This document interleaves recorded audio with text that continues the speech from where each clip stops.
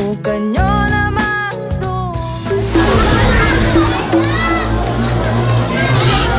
Naabutan naming inaayos ang ilang upuan ng aming bisitahin ang eskwelahang ito. Lagi na lang ako nagpupukpok.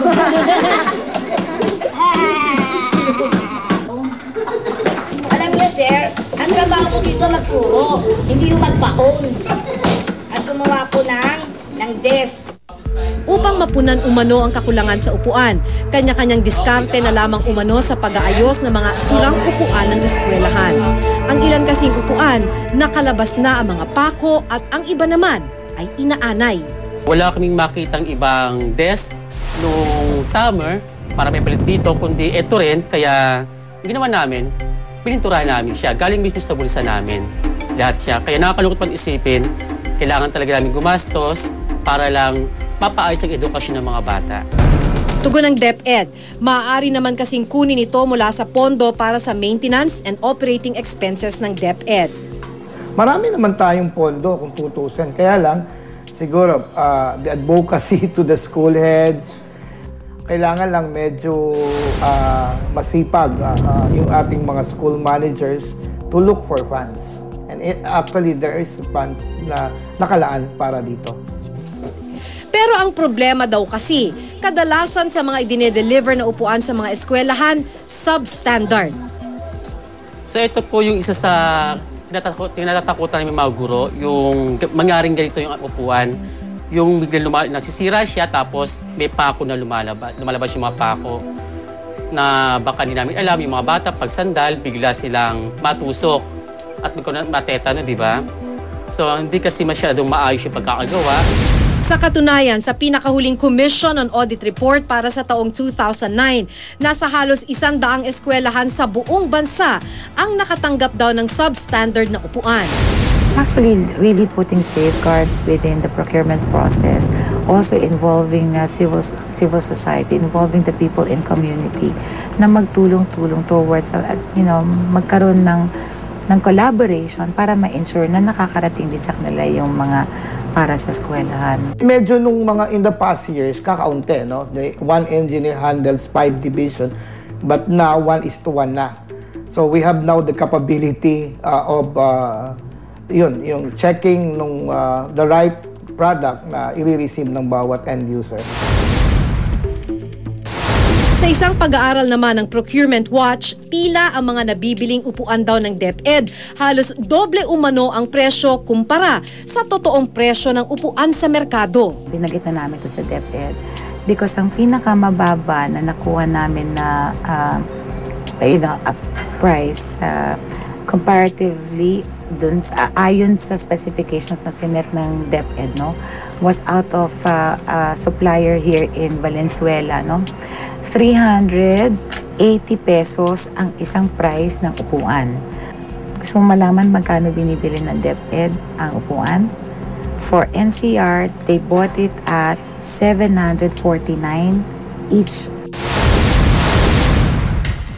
Pero mariing itinanggi ng DepEd ang ganitong paratang. So dami man naman na nagbibid, no? So dami na nag-o-offer na supplier. I think the bidding is very transparent. They can go lower dun sa ating mga i-define na approved budget for the contract. And I don't think we have overpricing school furniture. Mula upuan hanggang sa mga silid-aralan, guro, palikuran, tila kakambal na ng sistema ng edukasyon sa bansa ang kakulangan. Ang lahat daw ng ito nakaugat sa kulang na budget na inilalaan ng pamahalaan sa sektor ng edukasyon. Kung tutusin, taon-taon tumataas ang pondo nito, pero nananatili umanong kulang ito para sa mahabang listahan ng pangangailangang kailangang punan. Ang DepEd man daw kasi ang may pinakamalaking alokasyon ng pondo sa mga ahensya ng pamahalaan, hindi pa rin ito naaabot ang itinatakda ng batas. Kung titingnan natin yung gross domestic product of the country, yung level yung proportion ng education budget, siguro mga around 2% or 2+%.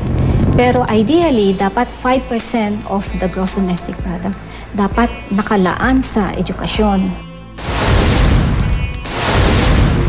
Kung susundin ang international standard ng UNICEF, dapat ay may 400 bilyong pisong pondo ang DepEd ngayong taon. Kaya naman hindi na raw katakatakang patuloy na bumababa ang kalidad ng edukasyon sa bansa. Compared to our ASEAN neighbors, mas ang mga ating ASEAN neighbors, mas marami yung bata nila na nakakatapos ng schooling, no? Sa atin, for every 10 children, only 6 to 7 children are able to complete elementary school. Samantala ang ating mga neighbors, mga 8 to 9 out of 10 children, no? Alam niyo na lahat, hindi na kayo magtatanong. At kung magpapatuloy umano ang ganitong sistema, hindi malayong sa mga susunod na taon, ganito pa rin ang problema. Naging perennial na kasi parang iniiwasang i-address ng ating government yung sinasabi nating mga basic na mga kakulangan like yung mga upuan na yan. Ang gusto namin, palaki ng palaki yung merong investment sa education. And we've prioritized for this year until we're able to solve all the classroom problem, puro classroom lang kami. Hanggang matapos yan lahat, no? Dekalidad na edukasyon daw ang pinakamabisang puhunan para sa kaunlaran ng isang bansa. Pero tila mahaba pa ang kailangan nating lakbayin. Marami pang kailangang buhatin at tiisin.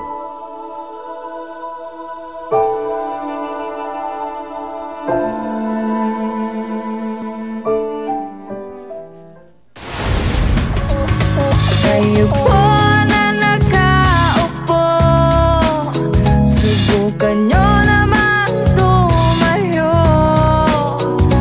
At baka matanaw ninyo ang tunay na kalagayan ko. This program was brought to you by EO